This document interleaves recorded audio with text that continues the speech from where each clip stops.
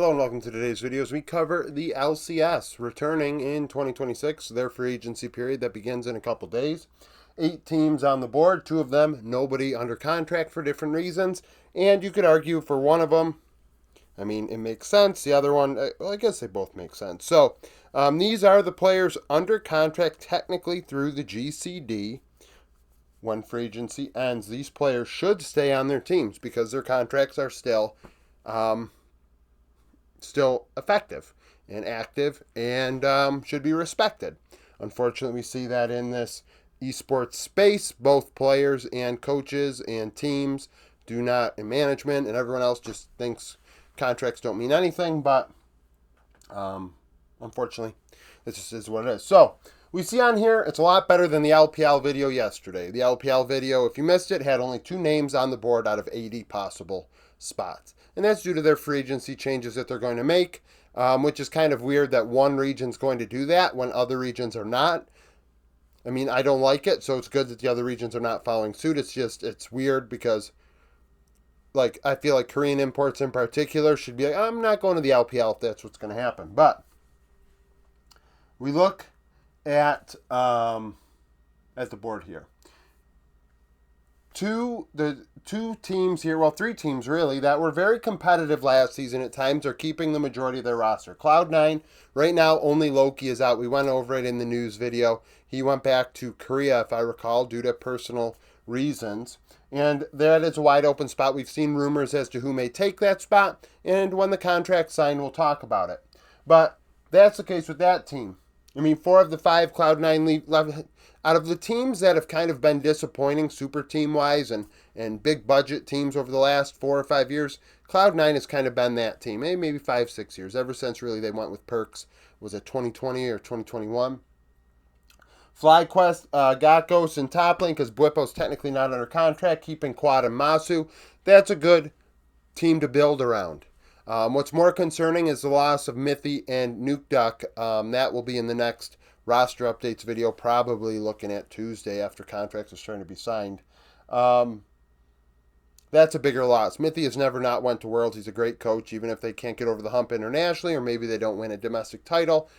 When he was before FlyQuest, obviously they won domestically, but got to the international event. You need a seat at the table to have a chance to win it.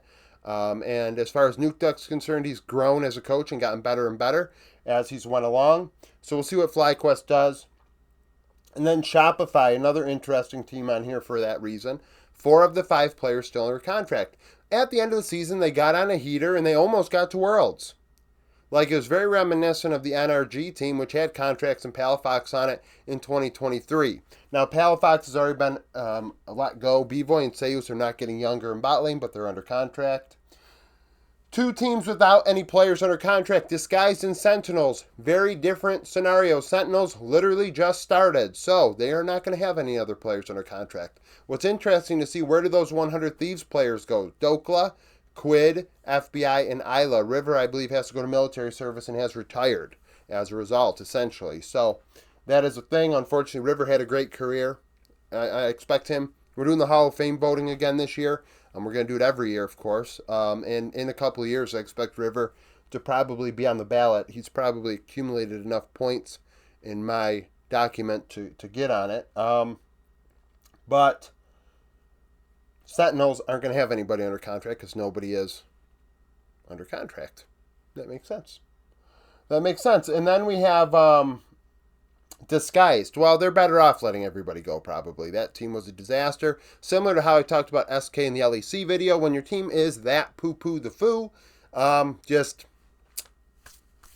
start over. Rahel is a very good player. Probably should stay. Darkwing's had some moments, and he played better than I expected him to. A young player with potential. XU's a young player, but he's kicked around. Castle did well in the LTA North. I think he can be good in the West as a Korean import. He's probably good enough. You look at a Photon as another example of a player that may never have excelled at the LCK level or even got there, but is good enough in the West to be able to be competitive.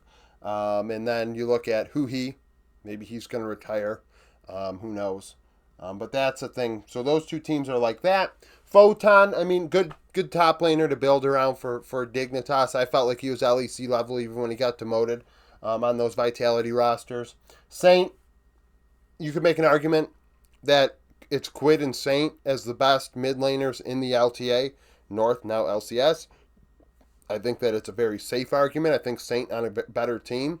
If he was on a team as good as FlyQuest, FlyQuest would be better. If he was on a team like TL or Cloud9, they would have been better. Saint is better than Loki in APA, in my opinion, or even Quad. I think Saint is a very, very fucking good player. Quid is the only one just as good. Quid is disgusting, and he's been very, very good for a long, long time. Team Liquid, Yuji and Yeon still under contract. Core JJ technically a free agent. I expect him to play with TL until he retires. But those two, this is a question mark here. Can he perform at this level? He got his feet wet last season. Are they going to build around him on the top side, have another veteran top laner now that Impact is out of the equation? And Yeon at 80 carry is solid. Some people really think he's super good. I think he is solid. I think Master's much better, but that is what it is. So on the board, we have, what, 2 supports? The support role is wide open. Mid lane's wide open. I mean, really, shoot, only top lane do we have half the teams full. And oftentimes teams will import in the top lane. So it's going to be definitely an interesting free agency for the LCS. So, thank you for watching. If you liked the video, like it. Subscribe to the channel for daily League of Legends content. Follow me on Twitter, join the Discord, become a YouTube supporter, and hope to see you again tomorrow.